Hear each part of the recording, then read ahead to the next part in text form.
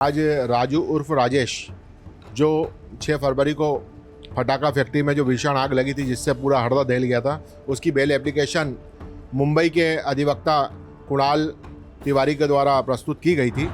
उनके द्वारा ये भी व्यक्त किया गया न्यायालय के सामने कि उसकी दोनों किडनी डैमेज है आरोपी की और उसे स्वास्थ्य लाभ मिलना न्यायोचित होता है। काफ़ी तर्क हुए और हमने अपना शासन की ओर से हमने अपना पक्ष रखा और न्यायालय को बताया कि ये आदतन आरोपी है। इसके द्वारा पूर्व में भी इसका पूर्व इतिहास रहा है अपराध का।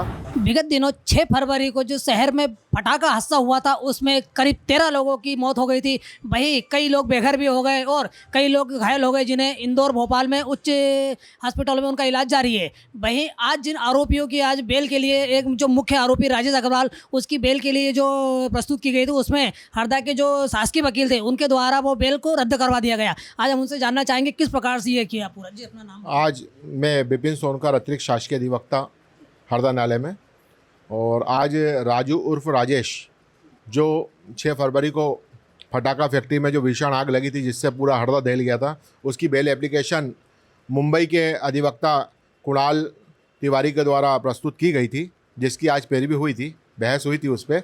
और तर्क के दौरान उनके अधिवक्ता के द्वारा टेक्निकल पॉइंट पर बहस की गई कि हमारा लाइसेंस जो था वो वैध था, और उनके द्वारा ये भी व्यक्त किया गया न्यायालय के सामने कि उसकी दोनों किडनी डैमेज है आरोपी की और उसे स्वास्थ्य लाभ मिलना न्यायोचित होता है और उसे हायर सेंटर में अपने प्राइवेट डॉक्टर से इलाज करवाना है।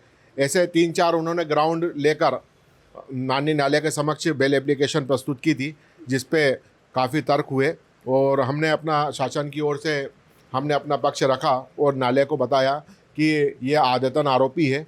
इसके द्वारा पूर्व में भी इसका पूर्व इतिहास रहा है अपराध का, और ये पूर्व में ही बेल का लाभ ले चुका है इस किडनियों के संबंध में बताकर न्यायालय में गुमराह करके। और इसके पूर्व में भी इसके ऊपर 5 मामले तैयार हुए थे जिसमें इन्होंने इसके द्वारा जो गवाह हैं शासकीय उनको अपने हक में करके उन्हें किसी प्रकार के तोड़ मड़ोड़ कर अपने पक्ष में गवाही करवाई और इसने उस मामले में लाभ उठाया। एक मामले में उसको 10 वर्ष का कारावास भी हुआ है, लेकिन इस व्यक्ति ने इतनी सब घटना होने के बाद भी अपने कार्य को बंद नहीं किया और अवैध रूप से फटाका फैक्ट्री का संचालन हरदा में करता रहा।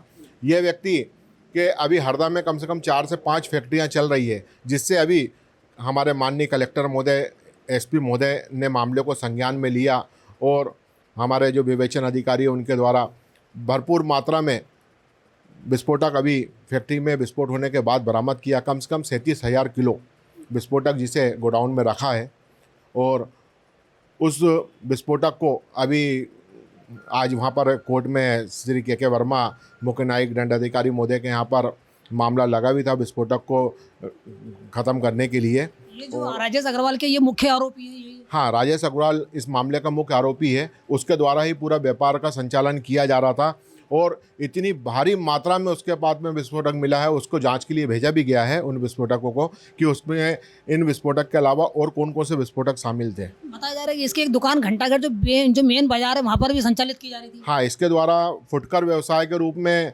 मुख्य बाजार जो घंटाघर है वहाँ पर सब्जी मंडी है और वहाँ पर भारी मात्रा में व्यक्तियों का रहना रहता है, वहाँ पर रहते हैं और वहाँ पर पूरा बस्ती भी लगी हुई है जहाँ कम से कम 1500 से 2000 लोग रेगुलर दिनचर्या करते हैं। और वहाँ पर उसने एक बहुत बड़ी दुकान बना के रखी है जहाँ से वो फटाकों का व्यवसाय करता है। तो जैसा कि हमें वो शासकीय अधिवक्ता जो है उन्होंने बताया कि किस प्रकार से जो राजू अग्रवाल जो मुख्य आरोपी है, जो मेन आरोपी है, वो किस प्रकार से अपनी किडनी का सहारा लेके बार बार बचता आया है। इस बार भी उन्होंने इसी किडनी का बहाना लेके बचने की कोशिश की, लेकिन जो शासकीय अधिवक्ता है जिन्होंने जो पैरवी करी उसकी बेल कैंसिल करवा दी गई है। जी जी। राजू अग्रवाल के द्वारा बार बार उनके अधिवक्ता के द्वारा उसकी बीमारी के संबंध में बताया गया, जिसपे हमारे द्वारा न्यायालय को अवगत कराया गया कि हाँ, न्यायालय प्रशासन भी शासन और प्रशासन उसका भरपूर इलाज करवा रहे हैं, हायर सेंटरों में उसका इलाज चल रहा है। इस आधार पर उसको जमानत का लाभ नहीं दिया जाना चाहिए क्योंकि वो छूट के आएगा और गवाहों पर दुष्प्रभाव डालेगा और उसके बाद में अभियोजन की जो विवेचना चल रही है उसमें भी उसका प्रभाव पड़ेगा।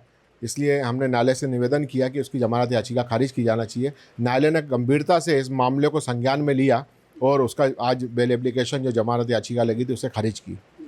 जैसा कि हमें बताया विपिन सोनकर जी शासकीय अधिवक्ता उन्होंने कि आज उसकी बेल को खारिज कर दिया गया।